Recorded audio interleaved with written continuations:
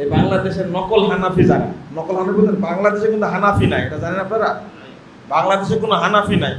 হানাফি তাদেরকে বলা হয় যারা ইমাম আবু হানিফা রাহিমাহুল্লাহর আকীদা এবং আমল অনুসরণ করে। বাংলাদেশে ইমাম আবু হানিফার আকীদাও মানে না এরা, আমলও মানে না এরা। এরা হলো ডুপ্লিকেট, নকল হানাফি। বাংলাদেশে কোনো হানাফি নাই, এরা হলো দেওবন্দি আর বেরলভী। বুঝতে পারলেন? এরা আবার বলে যে খালি গায়ে ওযু করলে ওযু হবে না। লেন আবার বিপদ একটা। আপনি বাথরুমে ঢুকছেন, খালি গায়ে আছে, গোসল করলেন, ওযু করলে কি সমস্যা? খালি গায়ে ওযু করা যাবে। আকীদা নাই, শুধু ফতোয়া। আকীদা আছে, খালি গায়ে ওযু করা যাবে না, দাঁড়ায় ওযু করা যাবে না, তারপরে উঁচু জায়গায় বসে ওযু করতে হবে, কেবলামুখী হতে হবে, সব ফালতু কথা। ওযুর সময় কথা বলা যাবে না, ফেরেশতারা রুমাল নিয়ে দৌড় দেয়। ওযুর সময় কথা না বললে কি 49 কোটি নেকি হয়, সালাম নেওয়া যাবে না, সব বাজে কথা, মিথ্যা কথা। ইতিহাস সম্পর্কে পৃথিবীতে মুসলিম ধর্মের ইতিহাস ছাড়াও আরো অনেক ধর্মের ইতিহাস আছে। এগুলো ইতিহাস কি বিশ্বাস করা যাবে না? এই সমস্ত ইতিহাস বিশ্বাস করা যাবে না, এগুলো সব তৈরি করা। এগুলো কি কেউ কি বলবেন যে আদম আলাইহিস সালামের আগে কোনো বাপ ছিল? হ্যাঁ, সবাই তো আদমের সন্তান। আদম আলাইহিস সালাম কি আদি পিতা না? তিনি আল্লাহর পক্ষ থেকে একজন নবী। হ্যাঁ, নূহ আলাইহিস সালাম প্রথম রাসূল, তাই না? তো যদি প্রাচীন কোনো ধর্ম হয়, দিন হয়, সেটার নাম কি? ইসলাম। সনাতন যদি কোনো ধর্ম হয়, সেটার নাম কি? ইসলাম।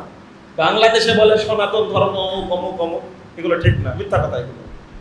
আর ওই সমস্ত ইতিহাস আপনাকে খোঁজারও দরকার নাই। ওই সমস্ত ইতিহাস খুঁজবে জাকির নায়েক, যা সাইজ করতে পারবে, বলতে পারবে। ওরা তো মিথ্যাচার করেছে। আপনি তো অল্প একটু পড়ে খিচুড়ি পাকায় দিবেন, তখন আরো সমস্যা হবে। জাযাকুমুল্লাহ খাইরান। যে ওযু করার সময় মুখে এবং নাকে পানিটা নিতে হবে একসঙ্গে। কিভাবে? একসঙ্গে। আপনারা আগে 3 বার কুলি করে দেন, তারপরে 3 বার নাকে পানি দেন, তাই না? এই অভ্যাসটা আপনাদের মধ্যে আছে।